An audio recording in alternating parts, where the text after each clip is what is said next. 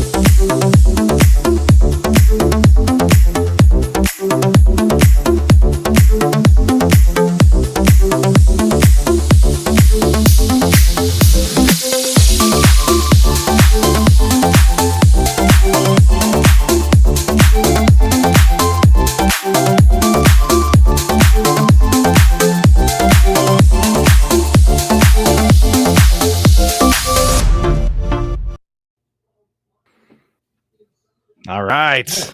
We are back. Thanks for joining us here on the TNAM network because the news always matters. This is the new American media because the old American media has failed us. Blake, the eccentric Wally, checking into us somewhere east of California. That's how Mike introduces you, right? That is true. So, but I'm in Tennessee technically, if we want to. But yeah, I'm definitely east of California. As I escaped from LA in 2020. You are Snake. 2021. Was it Snake Plissken? Pilskin? How do you pronounce yes. it? Pilskin? The great movie, Escape from LA, Escape from New York, John Carpenter. Good stuff. Yes. Kurt Russell, iconic. Kurt Russell. What was Kurt Russell best in? What would you say his best movie performances are? I got one off the top of my head. Boy, there are so many, and I'll probably forget them. I don't have them all on the top of my head because there's probably, at least a half a dozen that can probably stand out, and probably many more. I mean, Escape from LA, a little cheesy, but it's still one of my favorites. Probably The Thing, of course, early 80s. And I just Escape from LA is cheesy. Like, it's definitely cheesy, but like how you and I both lived in LA and both had to escape it, it hits home. It's autobiographical a little bit to a certain degree. Yeah, in a way, it kind of worked out in that way. We escaped. I always liked Kurt Russell in Tombstone, one of the best movies ever made. Oh, I love that movie. He was so good in that movie. I've never been a big Kurt Russell fan per se. Yeah. But yeah, that one was a really good one. Not Overboard. You didn't see Overboard when you were a kid? I don't know if I remember that one. What else is he in? But that'll be our question of the day. For no apparent reason, in that chat window, tell us your favorite Kurt Russell movie. By the way, so it wasn't on our list, but now you're in Tennessee. Wasn't there like a big fire in Tennessee? Seems like every day there's a couple of train derailments, a couple of explosions, a couple chemical fires, and a couple of UFOs through the skies. Like each day, it sure seems like we're under attack by the same people who got attacked by the Nord Stream pipeline being exploded, and they don't like being under attack, so they're attacking us back. And, it seems like it'd be a great way to, I don't know, utilize the 2 million people you let flood across the southern border. You have a bunch of sleeper cells getting ready to just attack us and destroy us from the inside out like a cancer. So there was something with uranium in your neck of the woods. Was that close to you? Yeah, it's actually reasonably close. It was it's like northwest of Knoxville on the east side of Tennessee. I don't know if it's the military or so. They had uranium there. Apparently, none of the real. It could have been very catastrophic if it had gotten out of hand. Apparently, they got it under control before it led to any potential damage. So, kind of a close call there. And, reasonably close to me and enough. So, I would have had to evacuate. I'm kind of here. I'm kind of loosely in Tennessee. I'm not officially permanently moved in. So, I guess I can always run, but I kind of like it here for the most part. So we'll stay. But if there's a major uranium nuclear meltdown, I will certainly be out of here within a few weeks, I'm sure. And hello, Space Ace. Also, Do got we to know say, Space Ace? yeah. Is Space Ace somebody who's been in your shows regularly? I don't recognize the name. Yes, Space Haze, definitely part of the Friday night show, the Cool. Frolics, Fun Times, whatever we want to call it. I Yes, joined your Friday night show the other Friday, and I got to that's listen to right. about 30 minutes of soccer talk. It was awesome. I love soccer talk. It's probably my favorite subject on earth. Minor league soccer, professional soccer. I don't know what's the difference at Well, this Mike point. Barra is likes soccer. He's a big Manchester City or United. I can't remember one of the Manchester squads. I'm not a big soccer fan. To play fun, I'm not really watching it. I understand it that much, and I'll have to watch that TV show everybody raves about on HBO. What is it? Oh yeah, someone told me Ted Lasso. It's the best show on TV. Then maybe I'll have a new understanding of how soccer works, but for the most part, it's not a spectator sport for me. But same here. A lot of people. We have an international audience, so it's always good. Somebody's interested. All right. Well, let's jump into the subjects. I know we sent an open invitation. There is a journalist whose work we've been following by the name of Nick Sortor, I believe, if I'm pronouncing that right, or maybe not, but loosely attempting to get him on the program from East Palestine. It's like the Berenstein Bears thing with the Mandela effect, right? Palestine. Yeah. That's your neck of the woods. That's your home state. That's not too far from you, huh? Cleveland's like southeast of Cleveland. Cleveland is the city where we come from, so run. Did you ever spend much time in East Palestine on your way to Pittsburgh, which you love? I don't think I've ever been to Pittsburgh, honestly. Really? Not a single time. It's over it's far east. It's on the far east border of Ohio, really right up against Pittsburgh, essentially, right up against the western Pennsylvania border. I used to go over, and I had family over outside of Indiana, Pennsylvania, but that was kind of the extent of it. But anyway, we have that journalist. He's on the ground there. He was asking President Trump questions, asking Pete Buttigieg questions. Yeah. That guy, we'll get to him in a second. But anyway, if that person is able to join us, they'll show up over on the side. We'll see if we can bring them in. I know we had our first guest last week. Ford Fisher of News to Share came in to tell us a little bit about the 44,000 hours of unreleased footage with the January 6th situation. And there's footage leaking out day by day now. And it's going to be brutal. I have hopes for this footage. We'll see how it plays out. But yeah, check that out. Is there a way for me to leave a chat? Yeah, let me try this. Here, I'm going to try something. Yeah, you can just go to the chat and type in the bottom, right? Yeah, I want to share my account because we just put out. Can I share this? Let me see. Embed. Yeah, I can embed, right? Here, let me copy this. Sorry, we're doing this. We're making the studio as we go. And by the way, Stephanie couldn't make it today. She's out and about. She's not going to be able to get here on Showtime, obviously. She may join us midstream if she gets back, so we'll see. Otherwise, perhaps we'll have her on next week. Little show notes. Yes, I just see. I put that in there. I don't know. It said to embed it. Does that work if you click it? Because we started a Rumble channel. Put it on your website or something like that. So if you say, hey, go to the New American Media, I got the thing embedded, you can click it.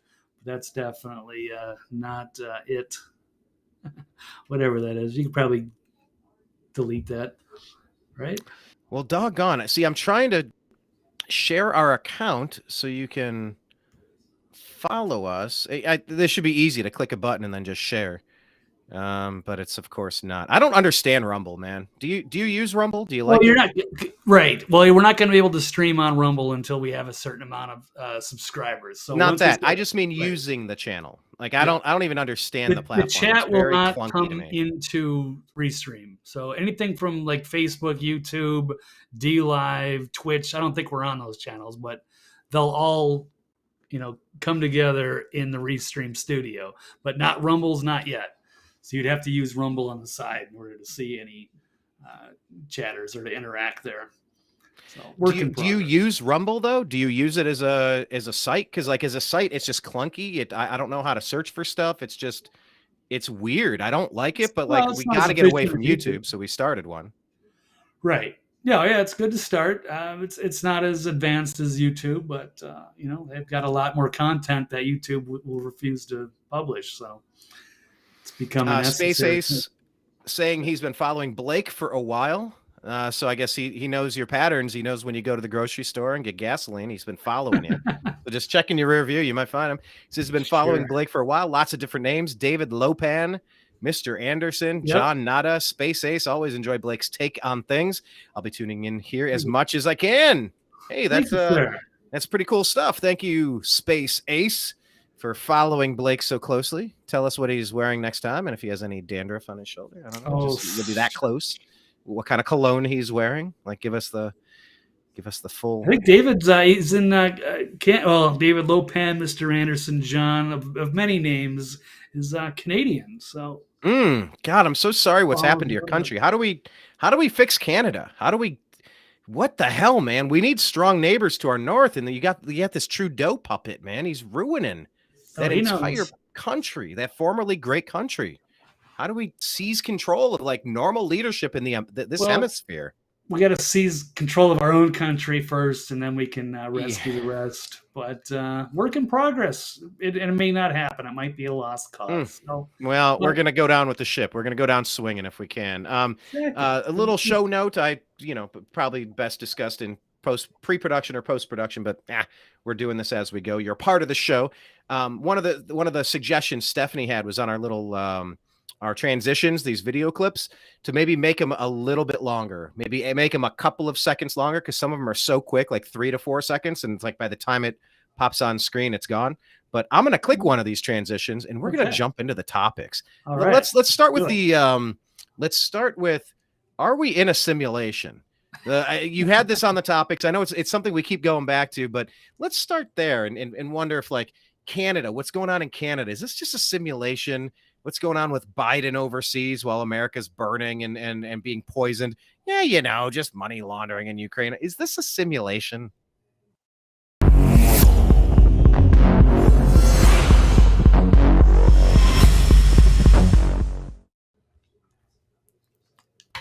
There you have it. Are we living in a simulation? Blake, do you agree that we're living in a simulation, or do you disagree? And this question goes out to Space Ace and anybody else listening as well. Leave your message in the comments. Let us know what you're thinking. What say you, Blake? This is a very complicated question. Hard to give a yes, no for something like that. Depending on how they phrased simulation. I think we're living in an artificial reality. Now, Stephanie she sent us a link yesterday, a video clip of this Eric Weinstein, physicist. He's a frequent guest. Weinstein, Berenstain, East Palestine, Palestine. Something like that. Yeah, exactly. It's a thread.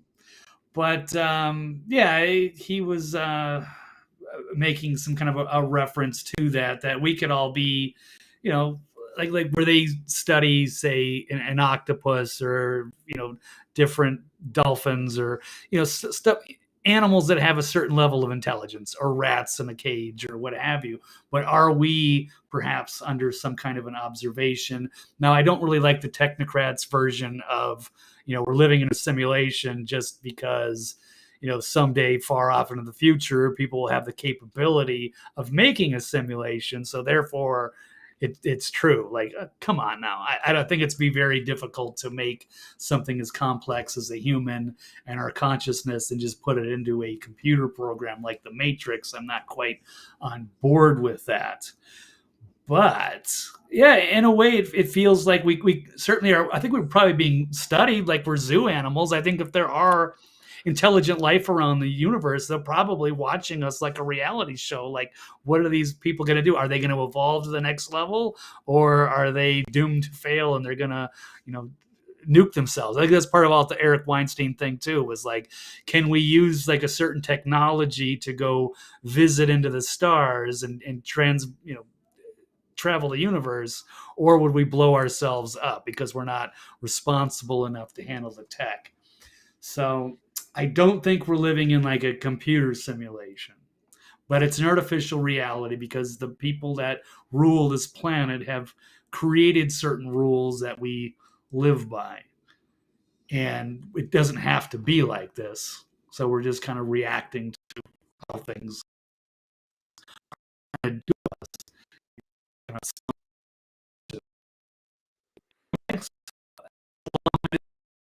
I agree or disagree. Are we in a simulation? I love the concept.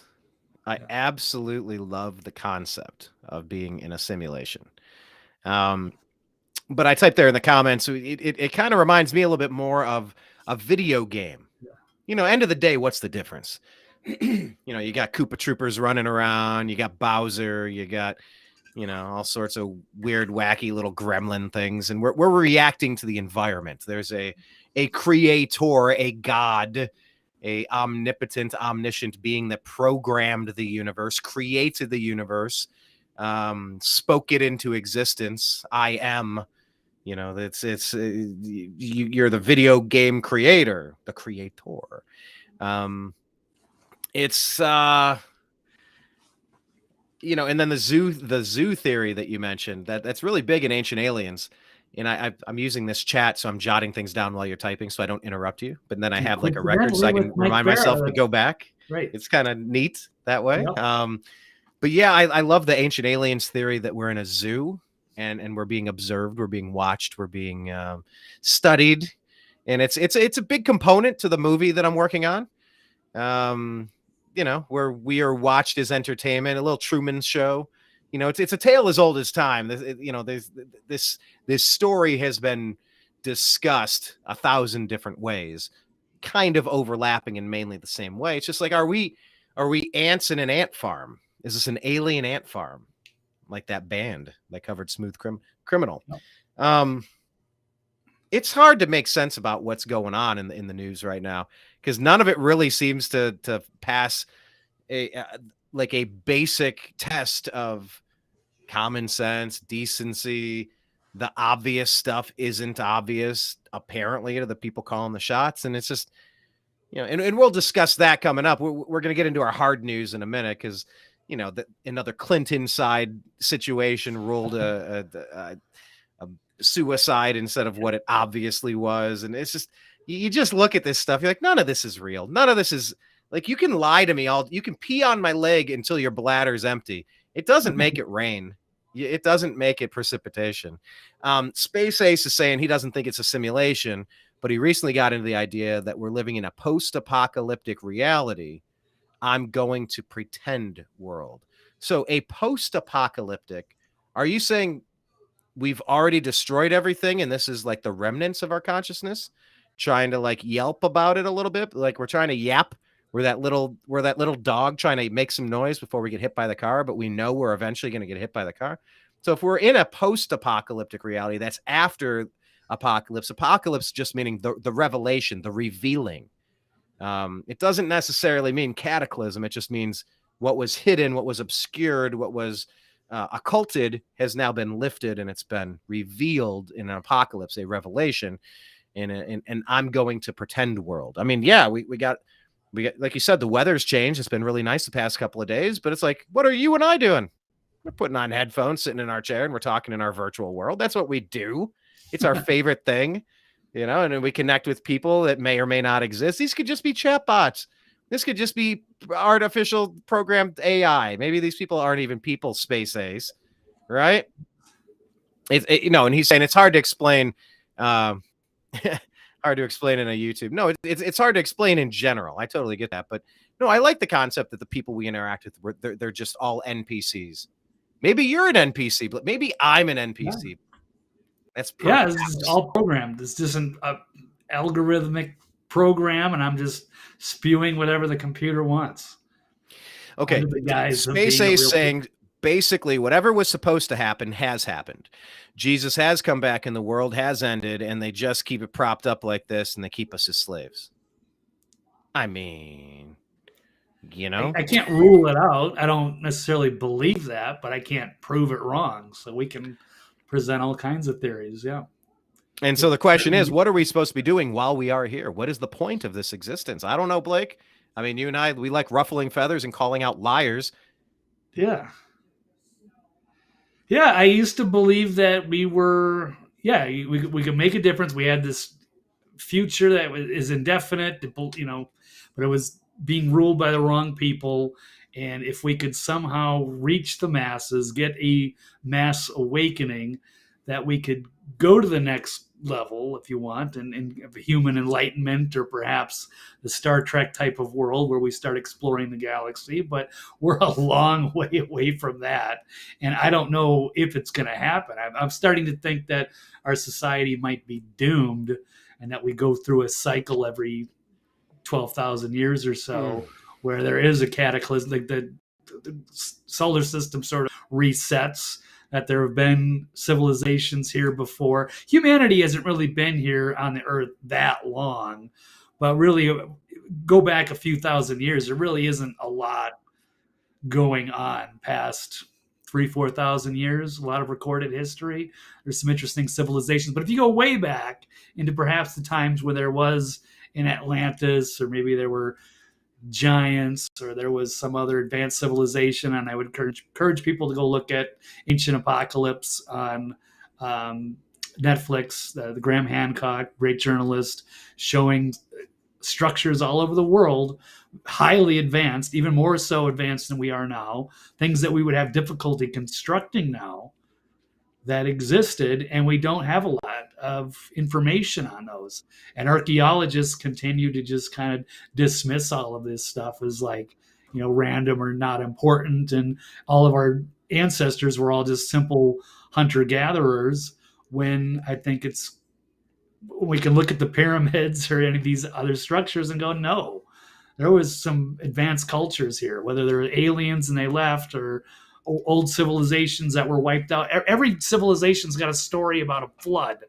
I never really necessarily believed in the biblical flood, but if you have all these civilizations talking about the same thing, then you kind of have to think, well, there probably was a flood, but it was, thousands of years ago, and people have forgotten about it or dismissed it. And it's so long, we don't appreciate it because we don't live long enough to see all of these things. So who knows? So how did this topic make it into the top stories today? What was it that got you thinking this morning about this topic again, in particular?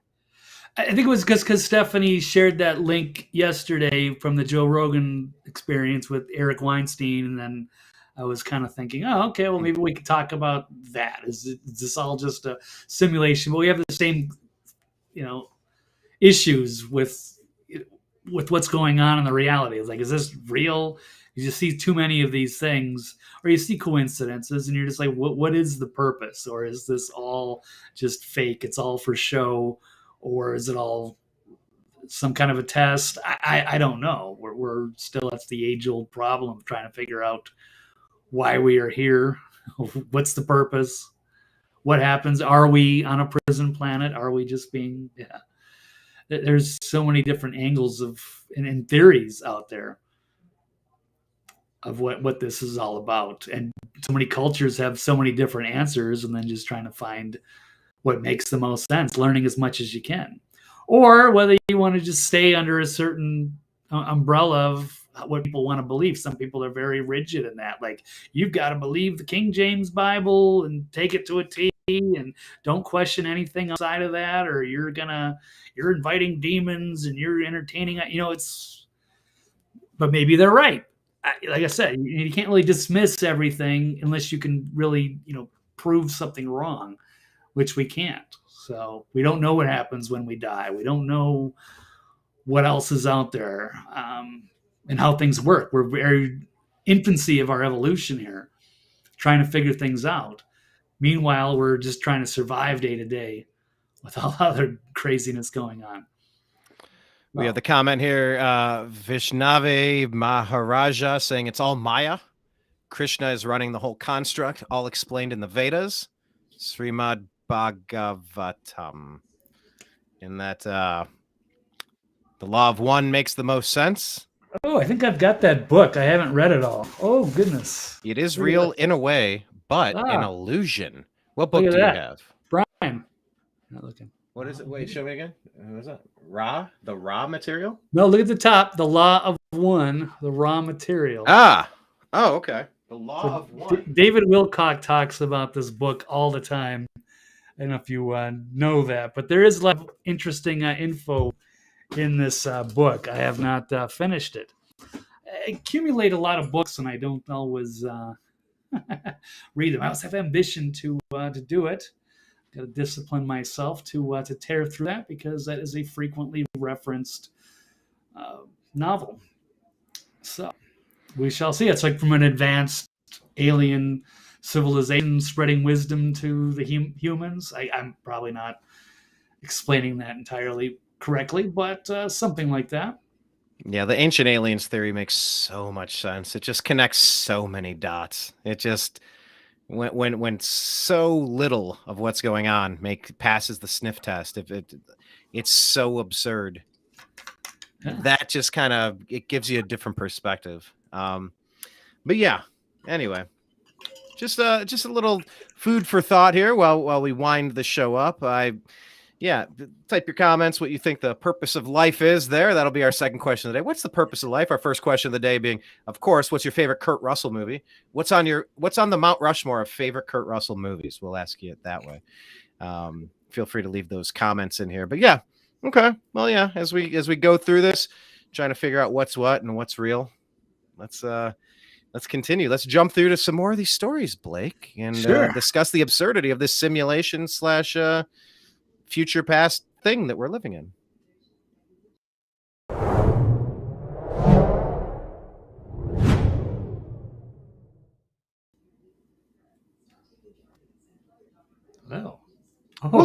This one, agree or disagree that all of us are qualified to do our own research? Would you agree or disagree, Blake? Do you think that most of us are just simpletons and misguided, easily fooled creatures where we really need to just trust?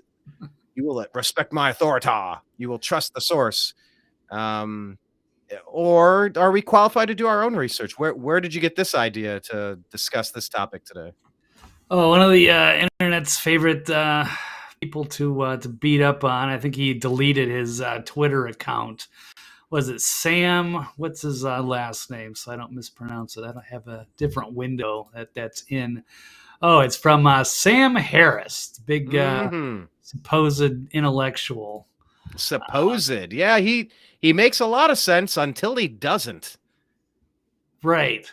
So he posted something somewhere, because I don't think he's on Twitter anymore, was saying what during the pandemic we witnessed the birth of a new religion of contrarianism and conspiracy thinking, the first sacrament of which is to do your own research. The problem is that very few people are qualified to do this research, and the result is a society driven by strongly held, unfounded opinions on everything from vaccine safety to the war in Ukraine. So according to Sam, unless you're like, it seems like he's implying that unless you're as smart as he is, or believe what he thinks, that might be okay. But if there's other people, it's completely ridiculous. I mean, whether it's philosophy or science, like, you're always supposed to have conversation and talk about the ideas and see how they hold up. Or whether it's in politics, whether it's the culture war, you have different opinions on things and let people decide what they believe to be true. You don't have things dictated to you by somebody who acts like they're an expert, and they might have a PhD, they might be well educated, they might be very smart, but that doesn't make them right. And I don't know why they're threatened by other people's opinions unless they want to believe things so badly and aren't willing to change their opinion or admit they're wrong. And when you're kind of, the walls are closing in on you, and then you just shut down your Twitter account and go run and hide. So I don't know. Maybe that's from Mastodon or wherever the liberals decided there's a little safe space sanctuary away from other voices on Twitter that are going to destroy your ideas and opinions. So I don't know. It's not really my mentality. I don't worry so much about whether I'm right or not. I want to be right, and if one of the things I believe is true is proven wrong, I don't just sit there and try. Oh, wait a second, no, it's got to be right because I believe it is. It's like, oh, okay, I'll just drop that opinion, like and move on. I want to embrace new ideas, but Yeah, a lot what of do people I don't. care? I guess people, the only, so under what circumstances would people be incapable and unwilling to accept new information? Cognitive dissonance. Uh, I give you a textbook definition, but I guess like when you hold certain deep-seated beliefs, maybe religiously, that's a good place to start. You have a particular dogma you were raised with, people around you that have always said, and that's your reality, but you've never taken the time to dissect it and consider that maybe that's not accurate. Yeah, when confronted with new information, that's jarring to somebody that doesn't know there's a world outside of their own particular indoctrination. Um, I guess the other place that you would have people really resoundingly fighting back, raging against fiction, raging against fact, I suppose, raging in favor of fiction. That doesn't roll off the tongue as easily, raging in favor of fiction. But when there's a financial motivation, when there's a financial incentive, um, if I would lose a few $1,000, if my, let's just say something Adam Kinsinger or Adam Schiff, anybody named Adam, Adam West, no, or like Nancy Pelosi, like these are three of our most famous liars, along with Biden, just some of our most famous liars today, like very obviously peddling complete falsehoods, uh, phony baloney narratives, tripe trash. Um, they might rage against fact because it'll cost them money. There's a very one of the worst elements of society. In society, if I look, I get outside, I move around the neighborhood and whatnot. I go for walks, and I noticed a couple of things that needed attention. So I called the city and I said, "Hey, I need to talk to street services. There's a lamppost that's down. There's another lamppost that got hit and it's dinged up. We got some graffiti on a stop sign. Somebody stuck a uterus sticker on one of the street signs over here. Can you send street services out?" It's like, I just noticed something in the world that needed some attention. And my instinct was to say, "Hey, can we clean this up? Can we fix this? Can we repair this? Can we make this better?"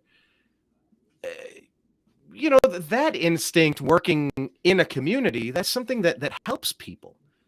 But when I guess your main motivation is just to try to line your pockets, or it's like you've lied so many times, you've completely painted yourself into a corner. You've completely lost track of reality. You don't even know what's right or wrong because you've started believing your own lies because you've said it enough. It's, to me, when I hear someone say the words, there's certain words and phrases that I hear now, where it's like instantly my spidey senses go off and I go, "Oh, okay, someone's selling me a line of bullshit." So it's like when I hear insurrection. Okay, right there, I know you're peddling. I got it. You're one of them. You're locked in that. Okay. What are some other phrases? I had a few keyed up. Blake, are there any phrases you hear and you instantly think like this person's whatever comes next is about to be some garbage? Um, Insurrection is one. Generically, when I hear diversity or equity or inclusion, I go, "Oh God, you're part of this woke mob." Okay, I get whatever you say next, I know it's coming from a point of trying to dominate force through embarrassment and shame, and it's trying to take money from people. Okay, I got it. Any others that come to mind for you? Man, there should be. I know if I was probably on Twitter, I could probably find a couple. where you just know that And I you're had not a dealing with few somebody more. who's a good faith participant. It's like, Right. okay, well, you're shutting down the conversation because you just want to hear what you want to believe, and you're not interested in a different opinion from yours. You're And you not really, regurgitate the same talking points, yeah, the same lies. When I hear insurrection and this, I go, okay, all yeah. right, I know where this is going. You don't even need to say your sentence. I know the next thing. Schiff and Kinzinger and Pelosi. Oh my God. As soon as they start, you know where it's going. But like, once again, they've lied so much. They're trying to hide their lies, and you're just trapped in a web of lies. You're painted into the corner. You have nowhere else to go. You can't take a single step without crossing up on one of your other lies. Like, good luck with that. That is going to run out. That will always run out because it's a foundation built on sand. You need some sort of steady foundation to build a house on, and they don't have it. But like, I don't care. So I know why some people with like religious dogma, monetary gain, or they've been so interspersed with the lies, they can't untangle the lies. It's just one big ball of yarn, and every string is attached. It's just a knotted mess. I get those three reasons why people don't want to understand reality or truth. But once again, for me, it's just who, what, where, when, why. Why would I continue believing something that's proven to be inaccurate, to be a falsehood? I don't get it. And Well, maybe you say people that are trapped in a lousy financial position, they just keep regurgitating what their leaders keep telling them because they think they're going to get some free money if they do it. I mean, is that enough to suspend disbelief? I guess that once again goes back to monetary compensation. They think that they got to play for Team Democrat, or else they're not going to get free money anymore, or something. So I don't know. I don't know who would be against people doing their own research. We've been lied to so many times. Remember when they said that masks worked? well, I get it. Yeah, no. Yeah, we said that from the very beginning. I'm not a medical professional, but I questioned it from the very beginning. Like, this is ridiculous. But I was like doing it as a social courtesy, or I've got to go get groceries, and all the space cadets over in LA, they're all wearing their masks. I can't go in there. I don't want to sit and start a war over it. Fine, I'll shut up. I'll wear my stupid mask, buy my groceries, get out of there, rip the mask off, and I'm done. But it was like dog training. It was like trying to see how far they could push us. It made no sense. Fauci even admitted right away it's not really accurate. And then years later, now finally they're kind of reluctantly admitting it. Well, I guess masks don't work. Like, okay, yeah. Well, the conspiracy theorists without any medical degrees we're telling everybody that for 2 years. But even some of the doctors that were saying that this doesn't make any sense, they were ridiculed or removed off of YouTube or taken off of Twitter for daring to go against the narrative, which is that you have to, line up, stand 6 feet apart, wear a mask, and sign up for the vaccine as soon as it's available. What a world, man! Yeah, the Sam Harris is an interesting one. He makes a lot of sense until he doesn't. There was a certain religious leader that I think of often, and I used to always say, it's like, yeah, it makes a lot of sense until it doesn't. 9 out of 10 things are pretty spot on, but then you get that 10th thing and you go, "Woo, what?" I'm sorry, that was out of left field a little bit. I think that's a bridge too far. I don't know about that. I don't know. Sam Harris, Yeah. interesting character. I wonder if he's on bankroll somewhere. I wonder.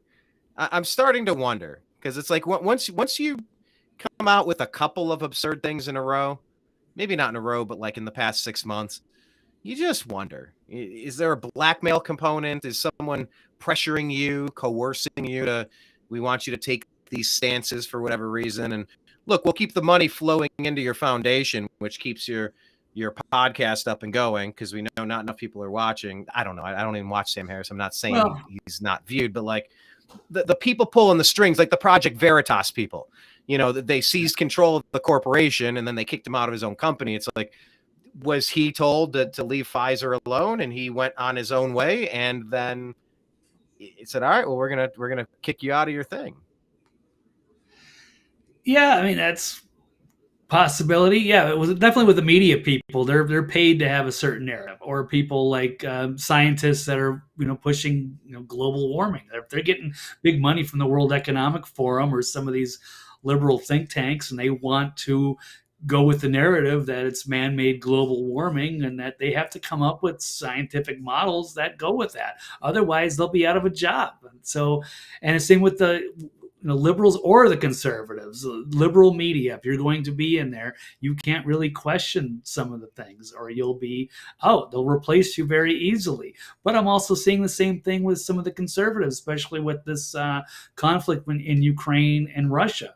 It's like, well, I can kind of like Mark Levin or Glenn Beck to some extent. Mark Levin. That was how you always say Mark it. Levin. Mark Levin. Yeah, against the radical left, but then all of a sudden they're pro Ukraine, and it's like, well, what? And so they're getting called out on that. So they will go with a certain. I see these, the continual warmongers that are still going to be going against Putin in favor of giving all their money to Ukraine. So they're joined at the hip there, but that's just kind of the way.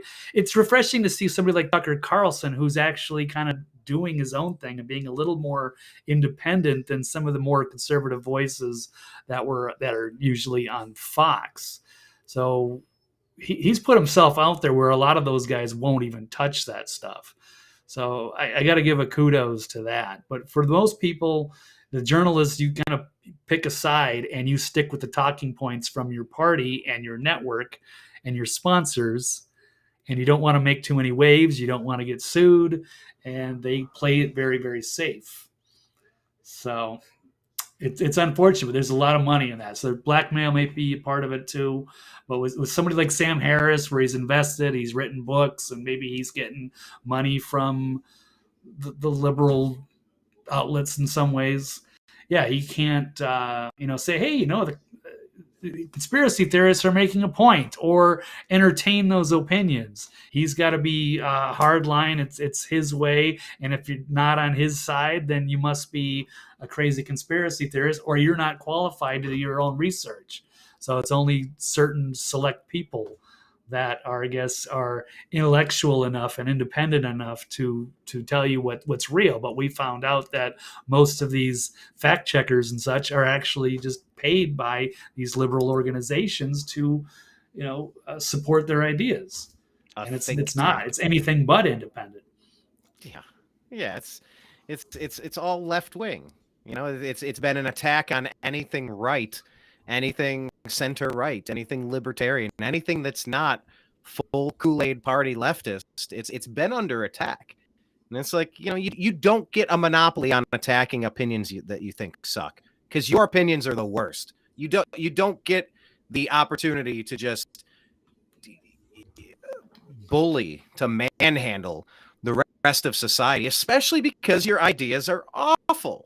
If your ideas were great, you just go, okay, well, look, clearly we're not running at a deficit. We've paid off our debt. We're in great economic position.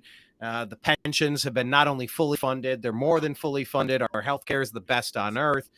A strong military, but we're not invading other countries. Like we're innovating. And if we were doing everything right, correctly, if we're doing everything correctly as a nation, and the big tech, the lying legacy media, the Democrats, if they were doing everything right, I could say, well, I got a whole bunch of awful opinions that don't make any sense. Luckily for us that they are in charge, because the adults in the room are really keeping the train on the tracks, pardon the pun intended. That would be one thing, but it's literally the opposite. We're all just screaming, hey, you're driving us off of a cliff. Could you please change your course? And they're just ignoring us and speeding up. So yeah, it's a lot to get through. So, all right, Blake, let's pivot. We'll pivot here, and we'll bounce into another topic, because once again, they're all kind of loosely related, but we're going to keep it flowing.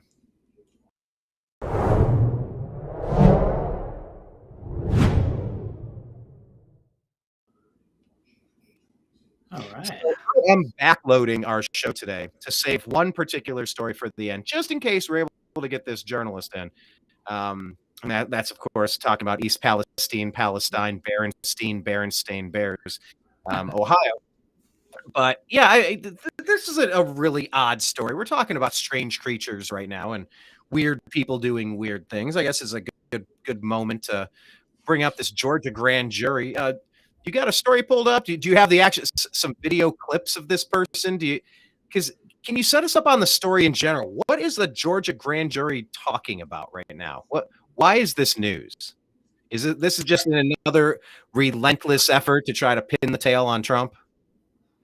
Yeah, they're trying to go after him, and for many different reasons, and of course, questioning election integrity in some of these states, Maricopa, but also Georgia has been under fire for many different reasons, and they've got this grand jury trying to get set to, I don't know, get Trump on the trial, and they got this weird lady they brought out as part of the grand jury. She's the foreman, four-person, whatever, but she is totally wacko, and it's very disturbing that this person has perhaps a certain level of power here in things that could happen with Trump. And she's made several weird media appearances. I'm not 100% if I'll be able to play the audio on these, but I can certainly try. Let's see. And I'm going to have to get the screen share up because I'm using it on a different browser. Let's see if I can do this. Sorry for the Inception effect here, Brian, but I got to run with it. Okay. I swear you don't have to. I think you prefer it, which is fine. All right. Yeah, I know this is all over the place. Okay, how we go. Poison. This is Trump lawyers weigh in on this crazy Georgia jury forewoman. Trump's lawyers late Wednesday weighed in on the crazy grand jury forewoman went in a media tour. Fulton County judge ordered parts of the grand jury reports in the Trump 2020 election investigation to be released as the prosecutor considers charges against Trump and his allies.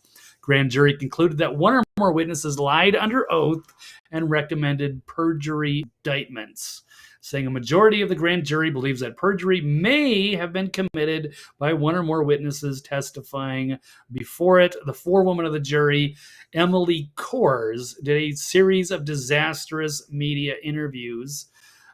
So here it is. And then Trump blasted the forewoman, saying this is an illegal kangaroo court. Let's see. I've got here. This is a tweet that's been seen. This has been 5 million views from this woman. She's an oddball, to say the least. Saying this is real. This isn't a parody. This is the lead juror from the Trump Georgia grand jury. Let's see if I can get this audio to run. But I'm not optimistic here. But let's try it here. Nope. I see it. It's moving. Can you hear it now? It's pretty quiet. Me looking at him and personally want to hear from the Okay, former now- I wanted to hear from the former president, but honestly, I kind of wanted to subpoena the former president because I got to swear the in. And so I thought it'd be really cool to get 60 seconds with President Trump of me looking at him and being like, do you solemnly swear? And me getting to swear him in. I kind of just thought that would be an awesome moment.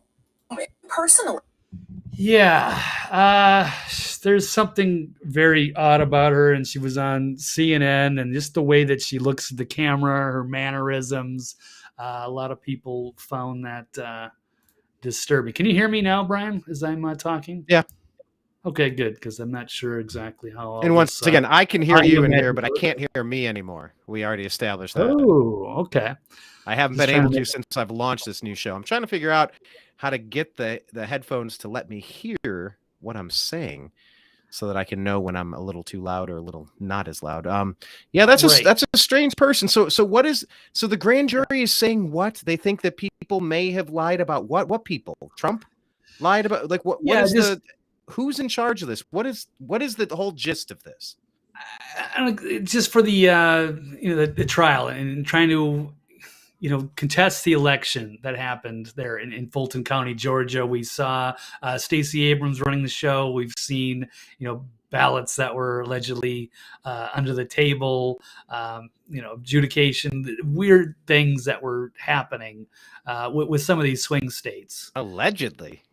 Well, allegedly, we did see that on video. We can make assumptions, or they had a broken pipe and they had to, get the people watching the elections had to leave. Like, how there dumb was some... do they think we are? How dumb do they Well, hey, think they're we getting are? away with it right now. So if they did in fact do anything, so I can't say definitively, but they're outraged that, of course, that we're even questioning the audacity, and maybe not all of the evidence was on point, and they've looked at some of these, at some of the ballots, or a selection, but there are some red flags. There are explanations that they should deliver, but they're going after. They don't like having their motives questioned, so and they want to run things their own way, and so they were looking forward to just I don't know, trying to go after the Trump administration, and especially this woman, and she's questionable. And the more that they've dug in, now Brian, I don't know if you know that she's kind of got some like interesting hobbies outside of what she does judicially, but I don't think she really.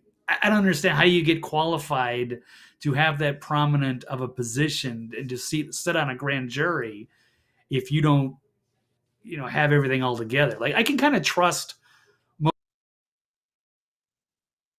school, you kind of ability to tell wrong and to make an intelligent, reasoned opinion on people's characters and motives. But not every member of a jury, is necessarily intelligent or high. They kind of screen them through a selection, but that doesn't mean that they're qualified to do what they do.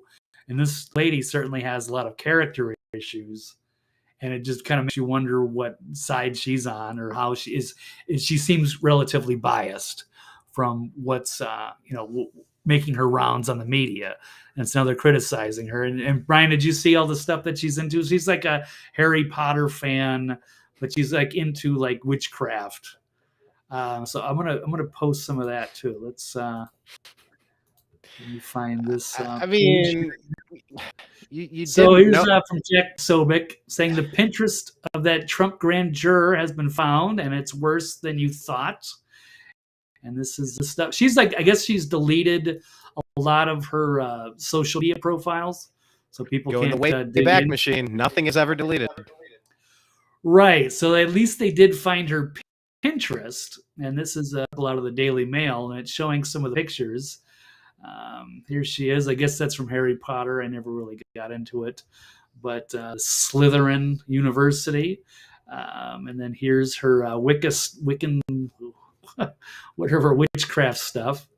It might be just kind of innocent Harry Potter stuff, and it might be that she's into weird black magic and rituals and casting spells and trying to, affect the presidency. I'm not sure. Going after Trump. I mean, this is just weird, and I don't have like a huge issue. I just question whether people on these grand juries should have some kind of screening to see if they're a healthy moral character. Like, I wouldn't want, like, I guess one of the questions I was asking is like, is this somebody, if you were on trial, would you want some intelligent, reasonable people who are neutral, who want to hear your case, or do you want to have like this, who don't seem altogether, and they seem to be politically motivated, looking a certain way? So Did you happen to see that documentary on Netflix about the hatchet wielding hitchhiker? I did not. But what was interesting, just a quick note, is that Trump is always talking of there's a witch hunt after him, and now ironically you have what appears to be a witch on the hunt for Trump. But yeah, tell me about the hitchhiker think, oops, I gotta go back to Interesting. Now a witch yeah. on the hunt for Trump. No, you should. It's an interesting watch. I remember that smash story came out where the guy ran his car into somebody and he was in the car with him and he got a hatchet and he smashed him in the head, and the interview went viral, and then he went on Jimmy Kimmel and he was all over the place, and then you could tell he was an odd duck. You could tell, like, he was charming and endearing, but he was an odd duck. I won't spoil how the rest of the movie goes, but it's interesting. I watched it the other day. I recommend it. It was an interesting watch. But what I'm saying is this girl, watching 10 seconds of her, she's an odd duck. She's just an odd duck. Have you served on a? Now I know that grand juries are different. I believe grand juries, Right. those are like more permanent, right? Those are like Yes. paid positions, like you sign up for a certain term, a couple months or a couple weeks or something, and I'm not you sit on 100%, that but term it of is the like a grand jury. like a job, like a full time. That's your title, is you're like a juror or what have you. You're part of the grand jury. Mm-hmm. Yeah. But I don't know what kind Have of you had a chance to qualifications serve Yeah. on a jury, like not grand jury, but on a jury? Have you had that experience yet? I've only been asked once, and I wasn't even aware of it, so I just kind of got out of it in that regard. Because I was able to Um, receive the mail, but I did not. But I would do it in a certain way. I look forward to doing, especially if it's something I feel like is unjust, because that's one of the power of the jury, is if you feel like this person's getting railroaded or whatever. mhm. If you don't agree with the law, if you think this is a maybe they did something bad, but do they deserve like 5-10 years? No, so you can just say not guilty. But I mean, that's kind of how they overthrew prohibition, is because well, maybe it's the law that you say people can't drink and they got to go do 20 years, but like you just think that that's an unjust. I don't know if it's 20 years, but whatever. But you have a certain power to to agree or disagree with the verdict or what have you. So there is something interesting to it. But no, I have not actually personally served on a jury. You, Brian? Yeah, I did, and I'll get to that point in a second. MJ Sedona, doggone it, I forget MJ Sedona's real name. She told me Jocelyn. It might be Jocelyn. Yeah. She's seen a jury of their peers, a whole coven against Trump. Was she a part of a coven that was against Trump? Was there enough in the social media feed to determine that? That's interesting, if true. I mean, it could just be innocent Harry Potter stuff taken too far, or it could literally be weird black magic, and she's putting a spell or a curse on people, which is unhealthy. Well, I will say that I have known people, Wiccans. I have been to Wiccan events and Wiccan retreats. I am not Wiccan. Essentially an earth-based religion, one of the older religions, kind of going back to like England, Scotland, Ireland, kind of that general European area. Yeah, I mean, there's definitely intentions and spells and stuff. I mean, is it black magic per se? Not per se, but I mean, you're one step away from taking it that direction if you choose to. So that's kind of where I'm interested. Did she really have an entire coven against Trump, and is that something that was public? If that was something that was public, then yeah, obviously it's all tainted and you'd have to throw it out. Jocelyn saying that we must keep in mind that the other jurors voted for her to represent them, and she probably was a representation of the usual stacked jury pool. Yeah, that's an interesting point there. Yeah, Wiccans can be good or they can be evil. Yeah, it's just an earth-based religion. It's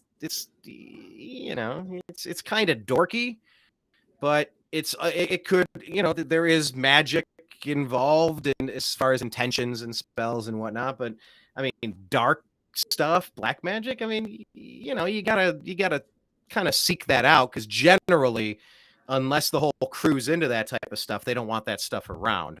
That's my limited experience with it. But that being said, I did serve on a jury. I got to do that and I was voted foreman, which was awesome. Ah, Um, so you've been in her position. All right, in a way. yeah, but you only have to talk to this watch this lady talk for 5-10 seconds to realize she's fairly wacky.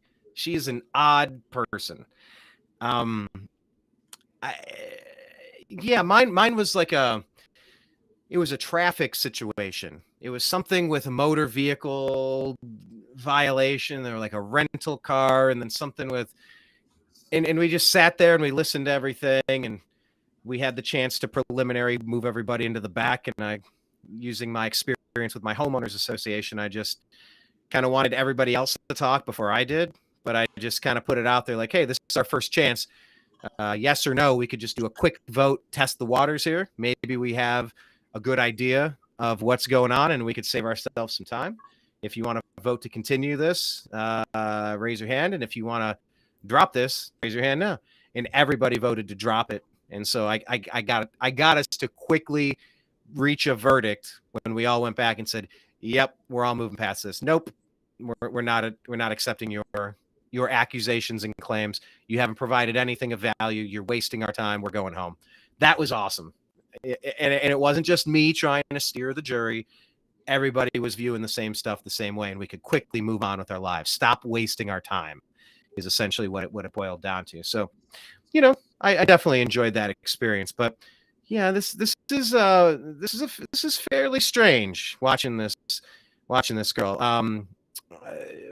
Jocelyn saying Wiccan and witchcraft practitioner equals Trump had a lot of witches claiming to cast spells and hexes against him during his presidency. Says a lot about who his opponents are. That's right.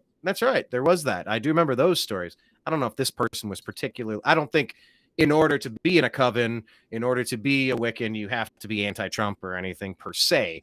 But she also says, as far as being judged by a jury of his peers, this trash occultist isn't his peer. Maybe Joe Stolens and Hunters, but not President Trump. So yeah, it's a little odd, sir. It's a little odd, Blake. I mean, what do they think? This is all based on the fact that Trump said, "Find me the votes." Are we going right back to this? Where Trump is I'm sure on the phone it's all going to tie like, together. Yeah. Just basically in a whole general, hey, I'm questioning what happened in Georgia. So that's his duty to run a fair election. Yeah. And so now they're running this thing, and they got this. They found a wacko to try to push their own narrative. I don't know if it's going to go anywhere. And yeah, what goes next? What happens next now? Oh, I don't know. They might be thrown out because she's. You're not supposed to go public with all this stuff. So it's kind of discredited. It's tainted the pool. Why did she go public? Why did CNN allow her on? Maybe there's a motive behind the scenes. I really don't know. That's the weird part. Why would they put this on? They have a bloodlust of going after Trump and destroying him and getting him up on the stage and getting him to panic and go, yes, I'm guilty. I'm sorry. No, they want to break him and they want to dominate, America and the MAGA movement. So they're trying in their own little desperate lashing out, and that's just their latest, presentation of it. So there it was. Awesome. Well, like, hey, this is strange, right? Yeah. Well, let's keep our eyes on Georgia. Watch those guide stones. Watch the water. Do all those fun things. Guide stones are gone, baby. Yeah. I know. How will we ever know how to rebuild society again? Yeah. I don't know. We'll never know. All right. Let's bounce to the next topic, shall we? Sure.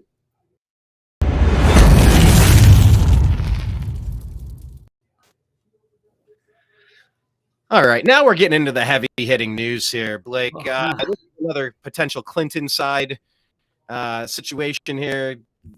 We've definitely backloaded the key stories toward the second part of the show because this is just absurd in my perspective. Can you refresh us on who this guy was, when the thing happened, what we know? Like, can you just kind of hit reset on this story with this former Clinton aide and who he was connected to? On top of just Clinton? I heard the E word being referenced. Yes, it's definitely Epstein. So let's see if I can find it. Again, I got to switch screens here. Let's go right here. It's now also out of the Daily Mail. Arkansas cops ruled a suicide in the death of a Clinton aide linked to Jeffrey Epstein. Found shot and tied to a tree with an electrical cord around his neck, despite no sign of a weapon. It's a special advisor, Mark Middleton, who worked on Clinton's staff in the 90s in the White House and actually signed Jeffrey Epstein in to several times, and apparently killed himself in Arkansas, or as they say, the Arkansas. Arkansas. Yep. Grisly scene, sheriff report, mysterious death, raising more questions than answers as they're trying to say, oh, that's a suicide, despite no evidence of such. 59 years old, and there he is. And he was a businessman. I don't know if it's going to HVAC business. There's his ranch. They didn't show any pictures, thankfully. No one wants to see that. There he is with his family. Does this look like a man who would just commit suicide all of a sudden? Maybe. You never know what's going on in somebody's head. However, if you're tied to a tree, somebody must have tied you there. And if you don't have a weapon, how would you have committed suicide? Like, it doesn't make any sense. Yeah, it feels like we're just kind of getting trolled, I guess.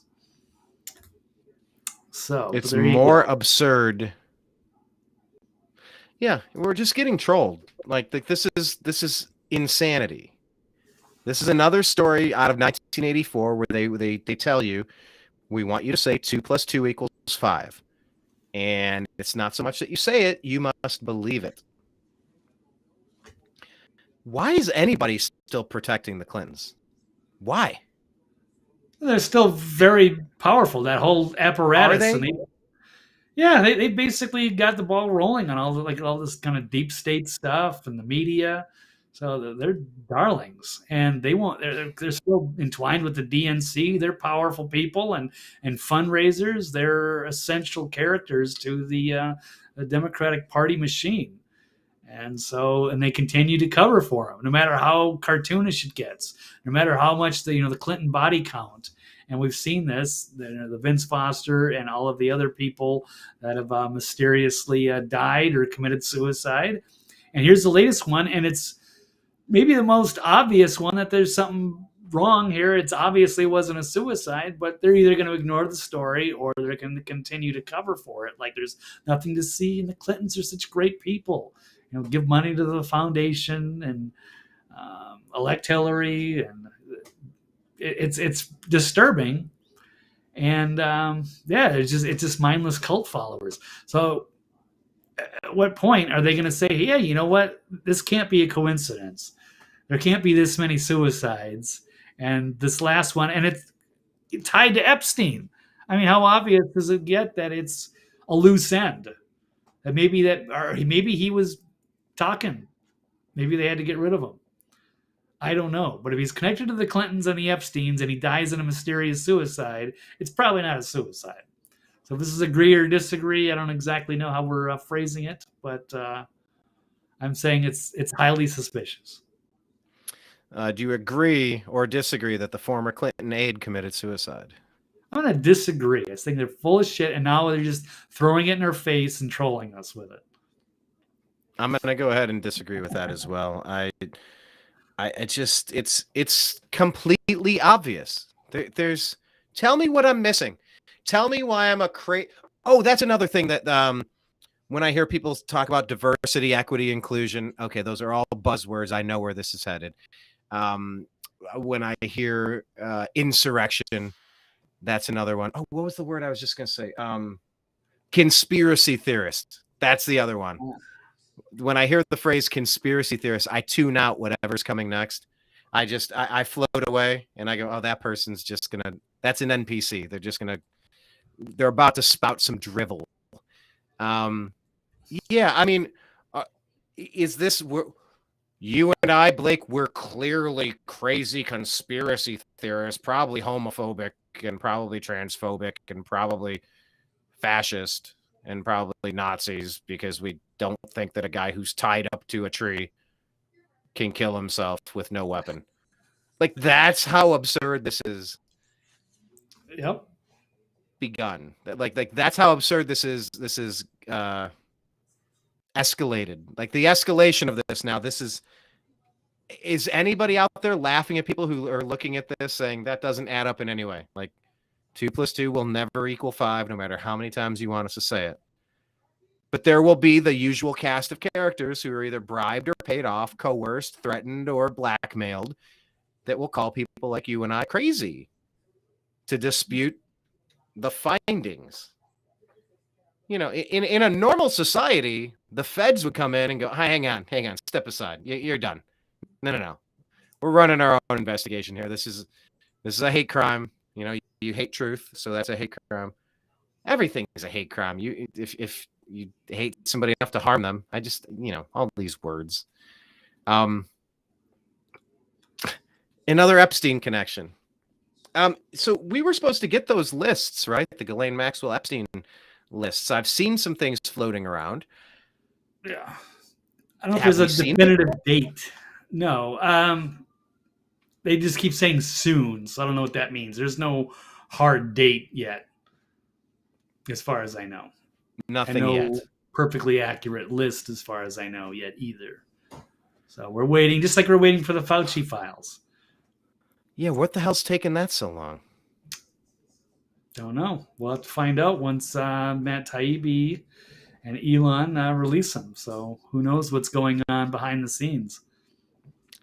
Kind of pressure and what have you. And a lot of legal, there's probably a lot of lawyers battling and a lot of threats happening. It's not going to be easy, but the public has a right to know.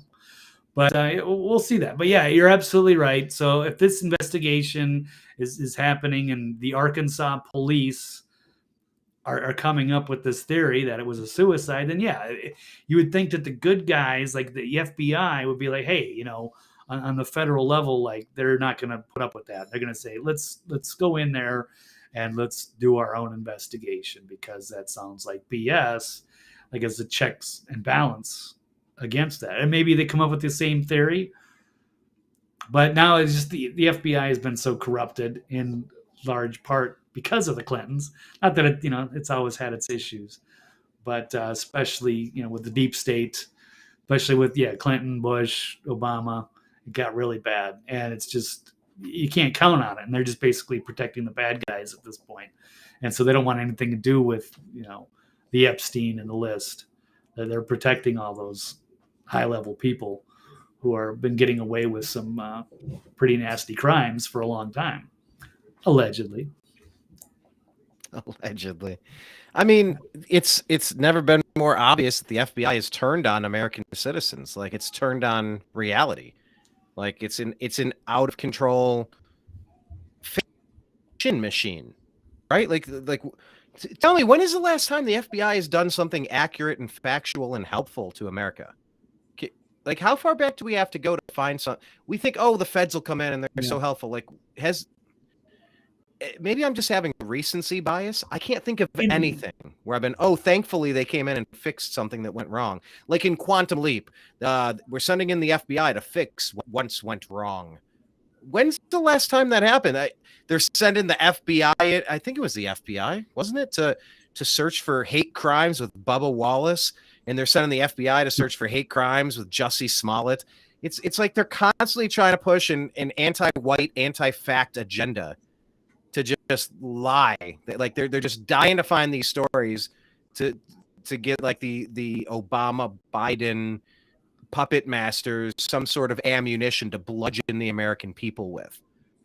When is the last time the FBI's done something factual or truthful or helpful? The 80s? I don't know. They probably busted too many high-level people, and then they're like, no, we got to infiltrate and put our people in there and protect their own. So they can't have them going after the big people on Washington or what have you. So they get their own people in there who don't persecute them. So and then it's just gotten worse as the years have gone by. And they're actually like manufacturing crimes, so they're not investigating things. whether it's the Trade Center or Oklahoma City. Was the Olympic bombing when they're trying to set him up, or they're with the Gretchen Whitmer case, or whether they've got infiltrators at January 6th. I mean, were they involved with the FISA warrants when they took the phony Russian dossier provided by Fusion GPS and the Clinton campaign? Yeah, of course. Yeah, Comey so and all that. They could spy on President Trump? Yeah. Candidate Trump? Largely knew it was BS, but they went with it. Not largely, completely. No. Yeah. We are not giving them a single lick of doubt here. Not a single iota of doubt. We know exactly that they didn't buy a single. No. Right, at the very top, they're totally corrupt, and maybe there's probably some good people in there. So what now? How do we navigate a country where? How do we navigate this? Trump got elected, and now the deep state is come back. World Economic Forum, New World Order, what have you. I'm not saying they meddled with the election, but there's certainly issues. Why wouldn't you say that? Because of YouTube. What about YouTube? They're liars. Have you seen when the news? This story itself. I don't want to take this whole video down just because I had to go there. I know. Then we just leave it on Rumble. So I'm just trying to I don't need to die on that hill every day. But hey, we should be able to question things. But this story, if you search it on Google, hang on. Let me show you. Then I can't stream on the channel for another month.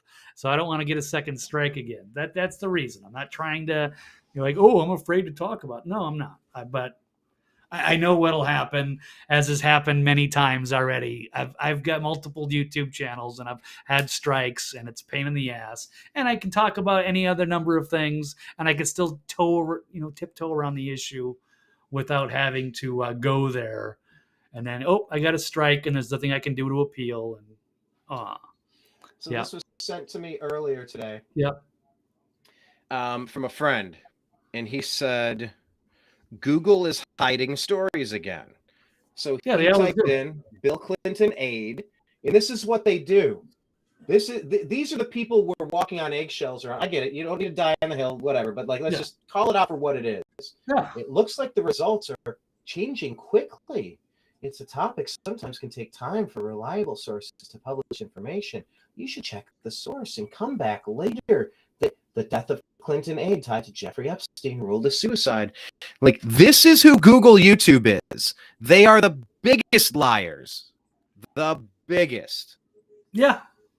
And there was massive, rampant collusion between big tech, the Democrat Party, and the lying legacy media to oust the duly elected president of the United States. Collusion, complete collusion. They've written articles about it. They're bragging about it. There's nothing inaccurate about that. Not a single smidge that's inaccurate. Google is possibly the worst, and that's saying something. Facebook might be the worst, but they're all the worst. Until Elon bought Twitter, Twitter was just total trash. At least there's hope on Twitter now. I'm enjoying some of my time on Twitter now that permission to speak freely has been granted again. But this is what they do. They lie about stories. They hide the stories. I can't stand it. Anyway. Yeah. I know. This is where we're at. That's why we have to do these shows. I don't want to do any of this stuff. If the news media told the truth, I could be living happily ever after somewhere, and I would never be a public figure, quietly living my best life in my own little introverted world. But now I've been, forcing myself to go into journalism and call this stuff out because I'm concerned about my country and the future of the planet. And I know where these people are taking us, and they are rewriting reality, and they're trying to control things, and they're involved in a lot of terrible things, and they should probably be quarantined from the rest of us before they do more damage. But it's hard to get the word out, and they're openly censoring us. They're preventing me from going full go on 2020, and they're covering up this Clinton thing. They don't want to, they're trying to, they don't want their people to even see this stuff. But if they do see it, they're just going to dismiss it as crazy conspiracy theory. It's right-wing talking points or whatever. So, but we see it a different way. So we're seeing the facts laid out, and we're putting the puzzle together in a different way and saying, it's probably more like this, but they can't trust the journalists, so we got to do it ourselves. So awesome. All right, let's bounce to the next story, sir. Yeah.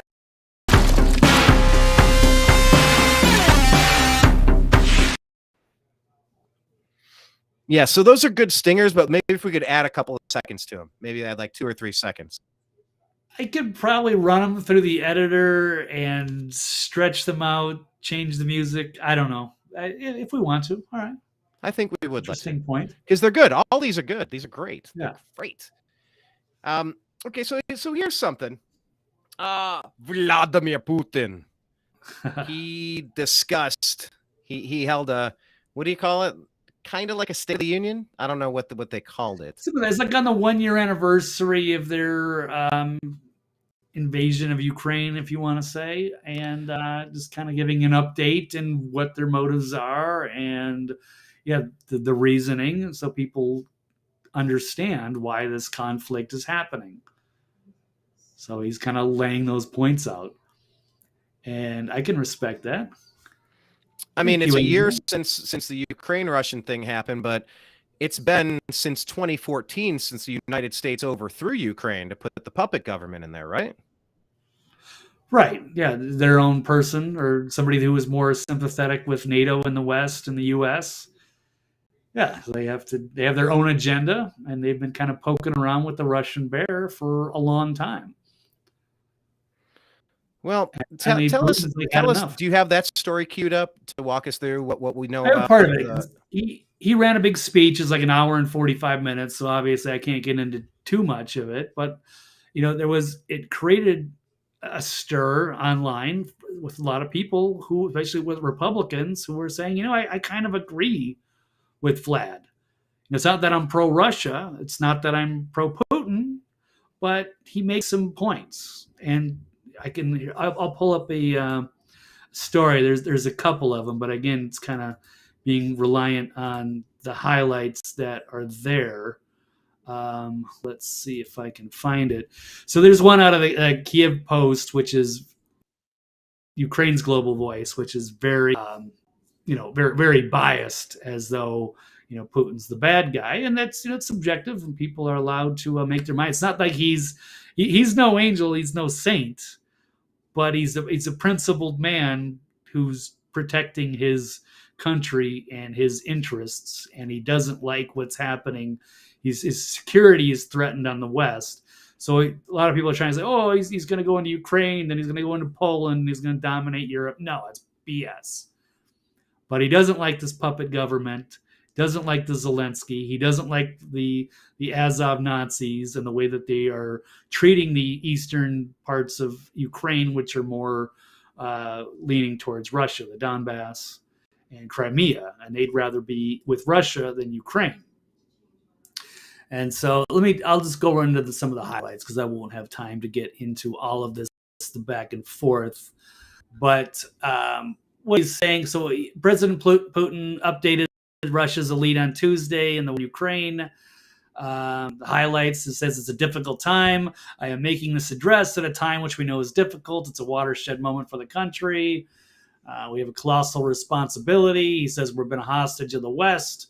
Said many times the people of Ukraine have become a hostage of the Kyiv regime and its Western overlords who have effectively occupied the country, political, military, economically, does not serve the national interests but those of third countries. It's an existential threat to Russia. The elites of the West do not hide their purpose. They intend to transform a local conflict to a phase of global confrontation.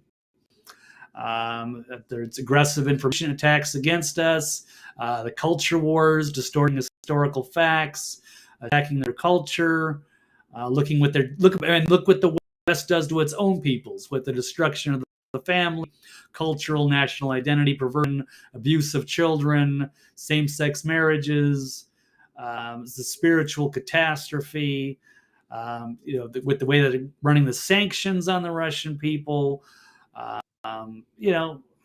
Elections, armed control. It goes on and on. But, a lot of people are saying, hey, I can kind of agree with Vlad. Again, it doesn't make you pro-Russia or like you want to dominate Ukraine and make it Russian, but it just says he's got a point. And the West has kind of lost its moral compass, but yet they want to run everything. And he sees that as a threat, and he wants to protect his people and his country. And I respect that. So, but I mean, you get the usual stuff, the Mark Levin, the Glenn Beck. So let me pull up one more thing I thought was... Mark Levin. We won't have Mark Levin. Angry Mark. I've always loved when you do your Mark Levin voice. Yeah. And sometimes I like the guy. On, not one of those times when he's constantly seems like he's always the position of warmonger, which I don't like. But you're also seeing Glenn Beck who's saying Vladimir Putin is a false prophet and a liar. He is fighting evil with evil, and his traditionalism is not a return to family values. Do not fall for this deception. And you got another outspoken influencer, Jackson Hinkle, who has been very pro-Russia, wanting to have a conversation that Putin is fighting evil and doing more to protect family values than anybody in the GOP. So I can kind of agree. And there's a lot of people that are critical of Beck. Even, Beck's own people are kind of criticizing him too. So, but it's interesting. That's where I'm saying I'm criticizing people on the right who are, constantly anti-Putin too.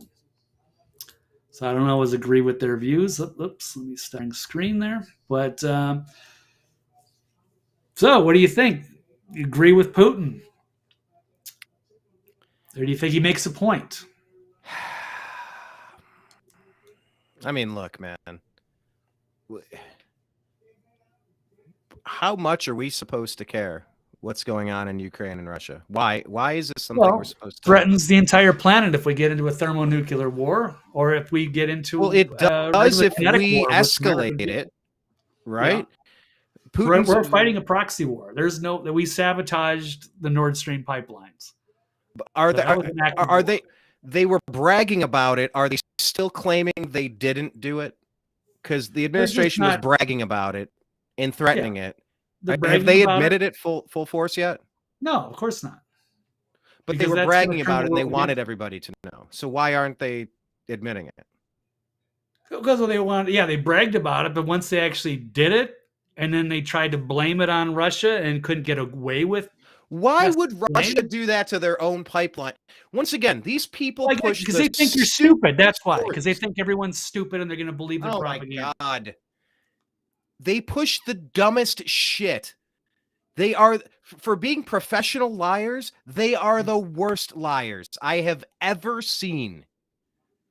The United States has invaded the Falkland Islands, so the U.S. blew up their own energy pipelines in protest. Like, what the? It doesn't even. Did a third grader write this? The United States, they did, right? I mean, Seymour Hersh isn't. He's been around for decades. Exposing stuff. He's a real, legit, old school investigative journalist. He's the real deal. And they called it. If what he said is true, that the United States, that Biden, and Lord help us, this country's been seized by. Ask a majority of the people if they would love to remove this Biden guy from any position of power in his entire administration. I'm pretty certain you're going to have a massive, whopping, resounding, please get him the hell away. Our country's been overthrown. I think 2 years of going the exact wrong direction. I can't imagine anybody still supporting this guy. That being said, if we blew up that pipeline, the United States has become ecological terrorists. You know what happened when we blew that up and knocked all of that fuel out into that water supply? Yeah, that's part of it. And then it's also screwing over all of Europe as getting their cheap energy from Russia. So they're heating it. I can only imagine what their heating bills have been. They're shutting down businesses everywhere. They can't afford to stay open. Because we sabotage the lines? Yeah. And to but what we're end? selling their strategic oil reserves. What's the gain here? Because Russia is what the Democrats, the lying Democrats, the lying legacy media, censoring the censors over at Google, the liars at Google, the people at Facebook who are lying, the people at Twitter who are lying. They've been pushing fake Russian collusion stories since 2015. They overthrew Ukraine in 2014. The election was in 2016. The liars have had a hard-on to blame Russia and destroy Russia for 9 years now, at least 10 years or more. What is the fucking benefit, Blake? I'm trying, where does lying Russia's to the threat. The world about everything, ecological terrorism, and threatening, dancing, fiddling around. Here, I'm going to throw you the red button. I'm going to throw you the red button. I hope you don't press the red button. It might touch my elbow. I don't know. With nuclear war, how does this benefit anybody? What am I missing? What do these deep state operatives know that is so much more knowledgeable than us? It's insanity what we're seeing, and all they're doing is lying to us. What am I missing on the geopolitical stage? I'm watching Jack Ryan on Netflix. I understand the subterfuge of all the double cross, the triple cross, and all the global political ramifications. But why Russia? What is the hard on to take these guys out? They haven't been messing with anyone since Gorbachev, until NATO got right up on their face. I'm not hitting you. I'm not hitting you. I'm not punching you. I'm not punching you. I'm not punching you. You're like, bro, you're in my space. Can you back the hell off? Yeah. And so they punched him. Wow, I'm so surprised after being instigated for 9 years that they finally said, get off of our property line. Well, it's exactly as Jocelyn has put out. Yeah, this is a world domination thing, and Putin is a threat. Russia's powerful. Russia's not part of the World Economic Forum. They're not part of the New World Order. They're not on with their woke agenda. Well, we are. Yes, absolutely, we are. You and me, and we're being censored and being forced. Not me and you, but they would have us. shut neither down. Are we? You and I. Well, we're demonetized. We're censored. We can't talk about certain things. Well, yeah, absolutely. That's the way they're persecuting. They're fighting MAGA. us too. We're the good guys, and they're fighting us. They're don't lying want about us. The facts of the other situation. They want control and domination, and yeah. So Putin and Trump are a threat to them, and they got to get rid of that. And they got to get rid of Americana and gun culture and the strong men, and then they can just do whatever they want. Then it becomes the 1984 Brave New World Hunger Games. That's their ultimate goal and dream, is to just rule over, micromanage, new feudalism, and never have be threatened again by the people. They don't want the Constitution. They don't want checks and balances. They want money, power, and control forever. So Putin's a threat to that. If they can take him down and to get rid of Trump, then what's going to stop them? Us. No, not without Trump, without the leader. Look at all the people that are sitting in jail for J6. Look what they've done to us. Censor us, Twitter, without the exposure of that. What was it? It was just we're crazy conspiracy theorists. They're shutting us down. They're trying to control reality. America has been overthrown by power-hungry warmongers. Yeah. Please help. Yeah. Well, without the United States, there isn't anything. And without Russia as well, which is a strong country who's principled and isn't interested in our woke bullshit. They don't want to join the West. So they've got their tradition, whether they like it or not, or whether it's fake or not, or what have you. They're not going to succumb to that. They're not going to get their marching orders from Klaus Schwab and Bill Gates. So, okay. Good times. Good times. Right. We'll see how So this. I don't have to like Putin, but I can respect Putin and what he's trying to do. So he is fighting evil. And the West is money laundering Ukraine, meddling around, threatening their security, biolabs, all number of different things. And with all their woke BS. Yeah, all that woke BS. It's a bludgeon to try to scare people into saying what's real. Right. I mean, if they can get you to call men women and women men, and like you're just, what won't you say if you're just,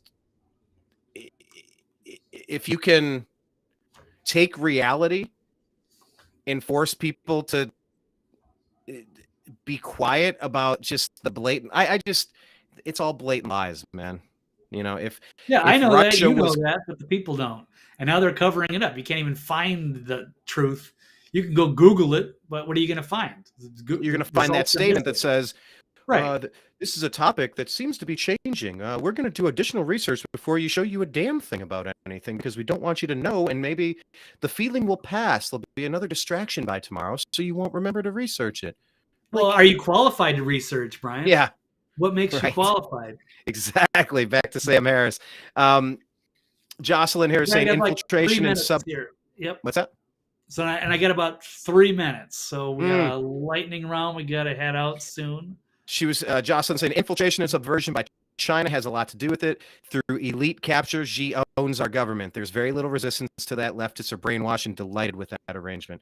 Okay, final story. This is the main story I wanted to get to. I was hoping we could get our guest in.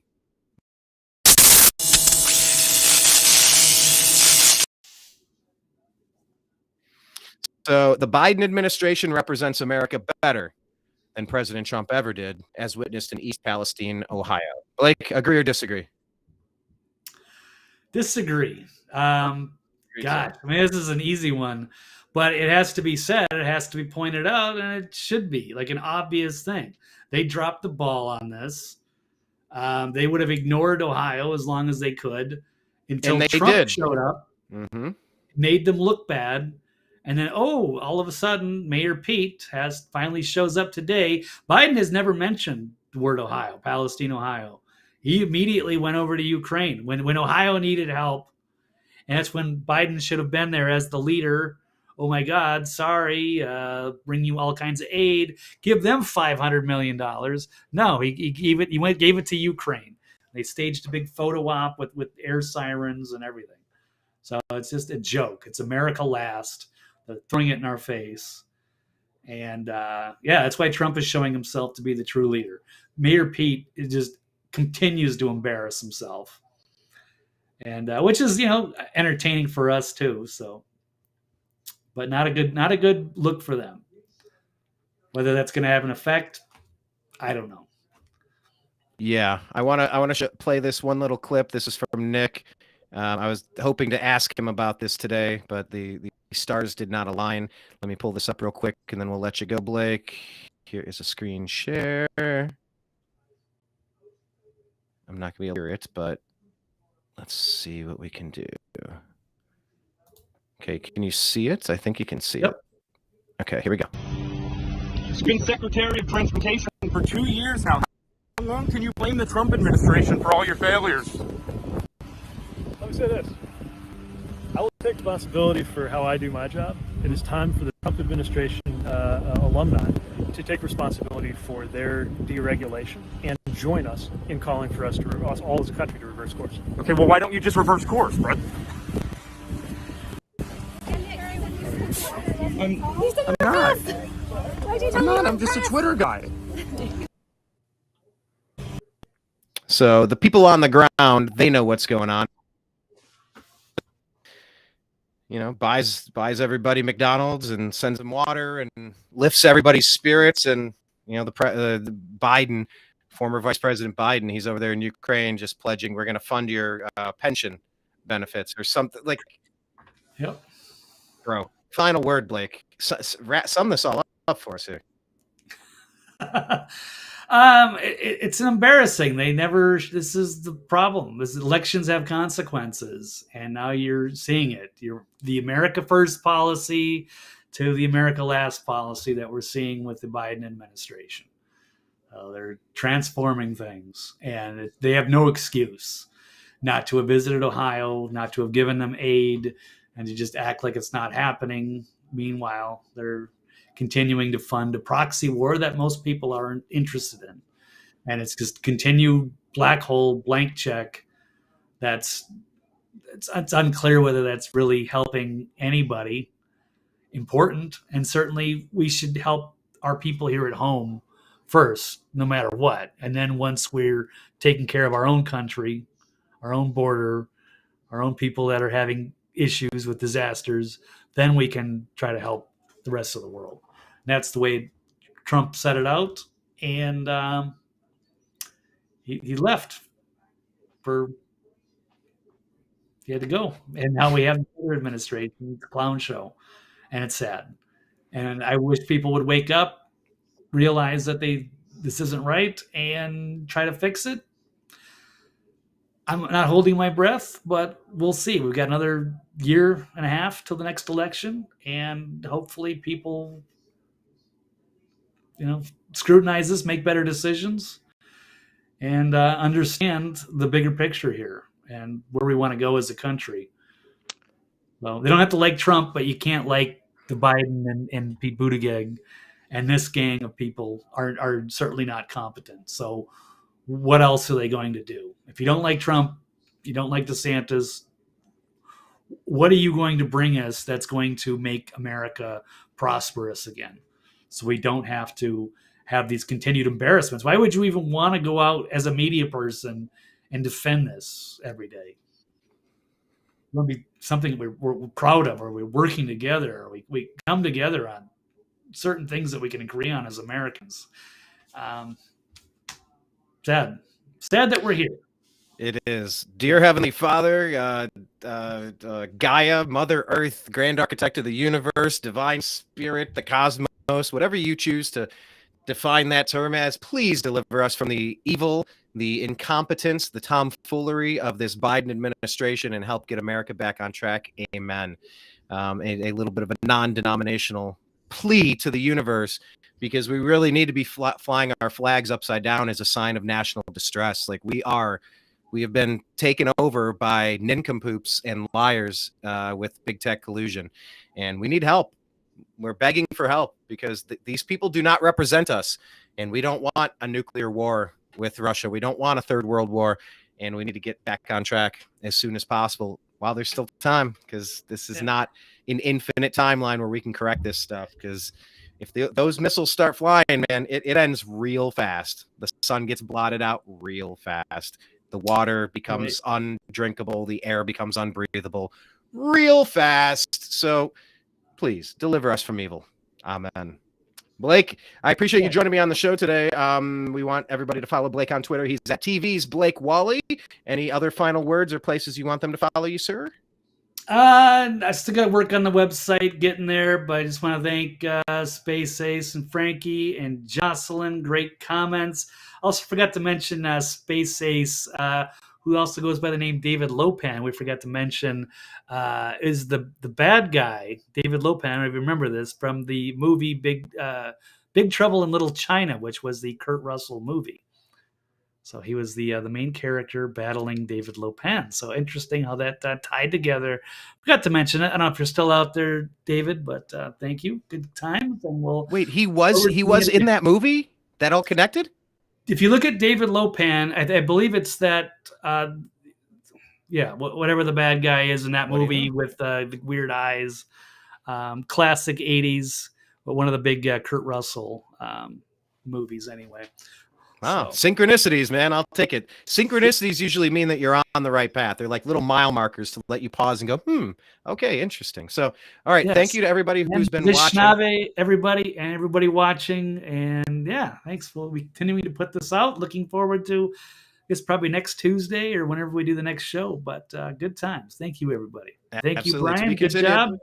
We'll get Stephanie back and we're all good. All right. Take care. All right. Peace out.